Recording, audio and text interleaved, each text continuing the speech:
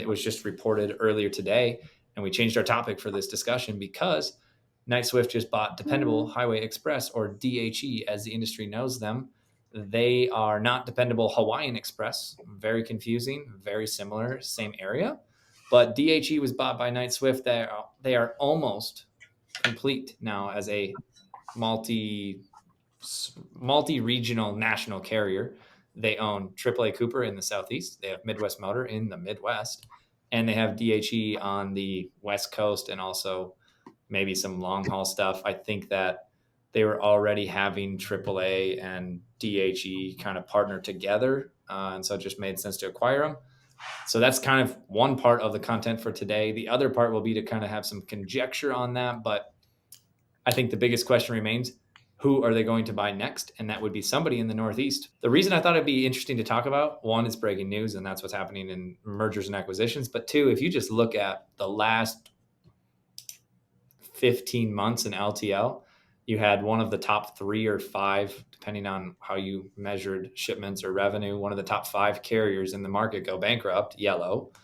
And that caused an already elevated LTL market in terms of pricing to go even higher, even though volumes and tonnage declined. And we put that in the Let's Talk Logistics newsletter, the quarterly reports. If you read any of those, you can see that the market is going down and to the right as far as number of shipments, tonnage. Some of them have improved on revenue per shipment, but none of the metrics have been good. And you juxtapose that with rising LTL rates, it doesn't really make sense except for the fact that they could just say, yeah, well, Yellow's gone, so we have the pricing power. I anticipated last year that Knight-Swift would continue to make acquisitions, and they waited. I think they waited until things were softer and they got a better deal, but they've now bought DHE. They're one of the bigger players now, having, basically cobbled together a network by acquisition. The reason I think it's interesting is because the truckload market, although some are saying it's showing signs of recovering, has been at a trough for longer than ever. And Knight-Swift has just been getting destroyed on their earnings reports on their truckload and their asset-based and brokerage side. But they're just winning on LTL, and they just keep winning in LTL. They're buying quality carriers that have good ORs, that have profit, and are growing shipment count and revenue per shipment. So they seem to be the winner. But it is going to be interesting to have one player similar to Yellow, and I'm drawing the parallel. Yellow had New Penn out of the Northeast. They had Holland out of the Midwest. They had Redaway out of the West Coast, and they had YRC for the nationwide. And now Knight-Swift has just filled that vacuum. They are the multi-regional national player now. They do need the Northeast. I anticipate they'll do that this year still, maybe next year. But that's my synopsis. Michael, kicking it over to you. What do you think how do you compare, and this is a tough question for you. Yeah. How do you compare Saia, who just had a really tough Q2? Their earnings were just kind of hammered because they basically bought half of the Yellow terminals. That's not an accurate number, but they bought a bunch of the Yellow terminals, and they were like launching new terminals and really over investing capital. So their earnings looked pretty diluted and pretty bad.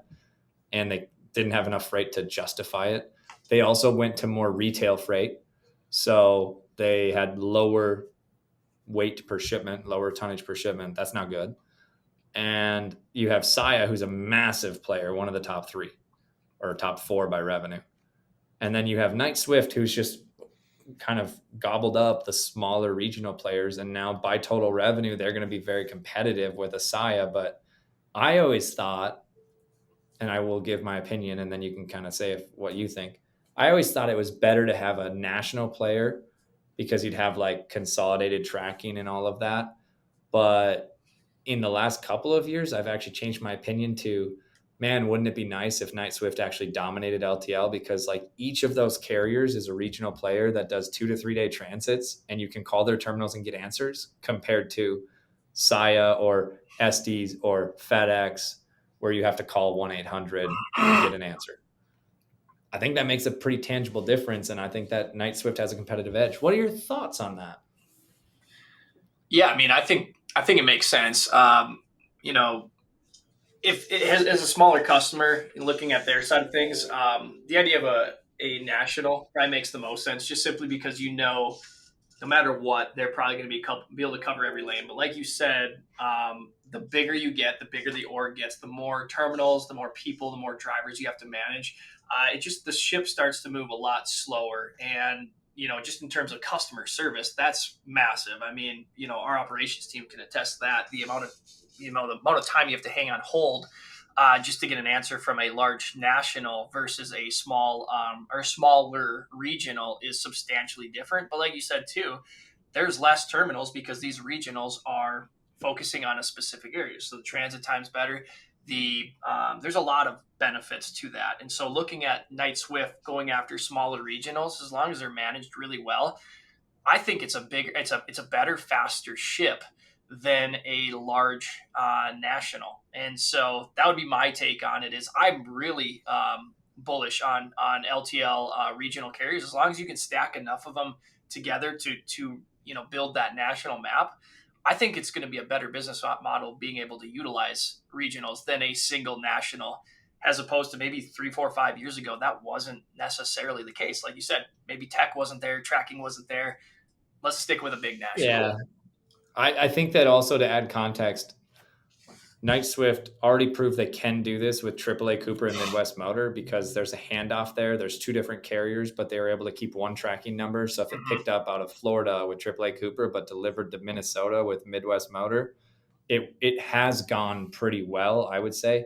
And that's not just conjecture. We move a lot of shipments on that network and we deliver them into Fargo, North Dakota with Midwest Motor, but it picked up with AAA Cooper. We've seen that motion. It's one pro number. So they're interlining it, even though they own both assets. I don't think Yellow ever did that all that effectively. Holland was really good. Redaway was probably the second best. But going from like Holland to Redaway, they never figured that out. So they had YRC take it from Ohio to California. I think Knight Swift's strategy of not having that national carrier do the long hauls and just having regional networks interline has been pretty effective. Generally speaking, using a regional carrier network is much better than using a national carrier, just in terms of getting answers more quickly. And that's what we do for our customers. When it comes to using national carriers versus regional carriers, what are the advantages for your job at Rocket in how you can get answers from the carriers? How do they differentiate getting answers for our customers? So the customer service piece is pretty crucial for our business. And based off the regional carriers versus the national carriers, it's easier to get a response from those regional carriers, faster response times, and then they also provide better solutions versus those national carriers. Yeah, and then on the national carrier side, once you get a hold of somebody, typically they can provide a consistent experience. I think Knight Swift, their challenge is going to be, is AAA Cooper as good as Midwest Motor, as good as Dependable Highway? Can you have one cohesive brand? As a director of customer success at Rocket, how important is it to be able to provide the same level of customer service no matter what carrier we use for our clients? No matter which carrier we use, it's important for us to provide the same level of service for all our clients.